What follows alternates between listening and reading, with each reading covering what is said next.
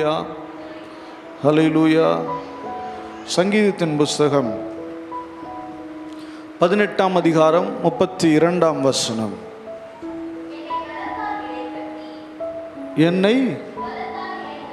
என்னை பலத்தால் இடைக்கட்டி என் வழியை செவ்வைப்படுத்துகிறவர் தேவனே.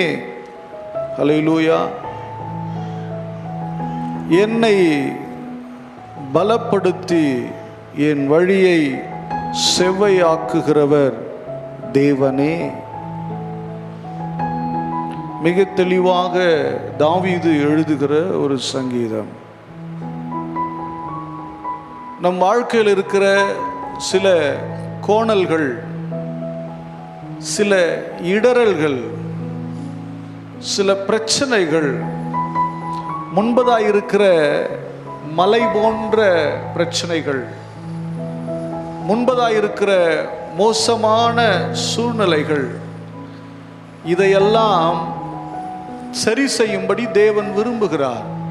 ஆனால் சரி செய்வதற்கு அவர் இறங்கி வந்து சரி செய்கிறாரா? இல்லை. ஆண்டவரே நீங்கள் வந்து சரி பண்ணி கொடுங்க அப்படின்னா சரின்னு செய்து கொடுக்க மாட்டார். அப்போ எப்படி தான் பாஸ்டர்னா, அவர் உன்னை பலத்தால் இடை கட்டுவார். ஹல்லேலூயா. இடை கட்டுவார்னா அந்த முன்பதாக இருக்கிற மலை போன்ற பிரச்சனைகள், முன்பதாக இருக்கிற மோசமான சூழ்நிலைகள், இதெல்லாம் டெஸ்ட்ராய் பண்ணக்கூடிய, அழிக்கக்கூடிய பலனை உனக்கு கொடுப்பார்.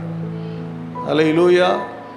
அப்பொழுது தேவன் அந்த இடத்துல தேவைப்பட மாட்டார். தேவன் உனக்கு கொடுத்த பலன் போதுமானதாக இருக்கும்.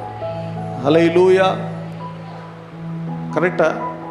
தேவன் கொடுத்த பலன் போதுமானதாக இருக்கும். ஒரு மரம் வெட்டி வீழ்த்தப்பட வேண்டும். நீங்கள் இருக்கிறீங்க, வெட்டி வீழ்த்தலான்ற மனசு இருக்குது, தைரியம் இருக்குது. ஆனால் அங்கே என்ன வேணும்? கத்தி வேணுங்க. என்ன வேணும்? கத்தி இல்லாமல் வெட்டி வீழ்த்துருவீங்களா? அந்த கத்தி தான் உங்களுக்கு பலம். அதுதான் உங்களுக்கு பலம். கரெக்ட் தானே? ஒரு காரியத்தை செவ்வையாய் செய்வதற்கு ஞானமே பிரதானம். எது பிரதானம்? ஞானமே பிரதானம். அப்போ தேவன் அந்த ஞானத்தை உங்களுக்கு கொடுக்க ஆரம்பிச்சிருவாரு. தேவனுடைய பிள்ளையே, ஒரு காரியத்தை நம்ம புரிஞ்சுக்கணும். உங்கள் வாழ்க்கையில் தேவன் உங்களுக்கு முன்பதாக இருக்கிற கரடு முரடுகளை, உங்களுக்கு முன்பதாக இருக்கிற மோசமான வழிகளை சரி செய்வதற்கு தேவன் உங்களை பலத்தால் இடை கட்டுவார். ஹல்லேலூயா. இடை கட்டுதல் அப்படின்னு என்னது? இடுப்பில் துணி கட்டிக்கிறதா? இடை கட்டுதல் என்னங்க? சொல்லல, தப்பா சொல்லுங்க, ஒன்றும் பண்ண மாட்டேன். இடை கட்டுதல்னா, இந்த பக்கம் தராசு இருக்கு பாருங்க, இந்த பக்கம் ஒரு பொருளை வச்சிருவாங்க, அதுக்கு நிகராக இந்த பக்கம் என்ன பண்ணுவாங்க? இதுக்கு பேர் தான் என்னது? இடை கட்டுதல். அப்படின்னா நீங்க உங்களுக்கு முன்னாடி இருக்கிற பிரச்சனைகளை உடைச்சிட்டு போகிறதுக்கு அதுக்கு ஈக்குவலா உங்களுக்கு பலனை கொடுப்பாரு. கரங்களை தட்டி தேவனை மையப்படுத்தலாமா? அதை ஜெயிக்கிற அளவுக்கு பலனை கொடுப்பார். புரியுதா? அதான் இடை கட்டுதல்.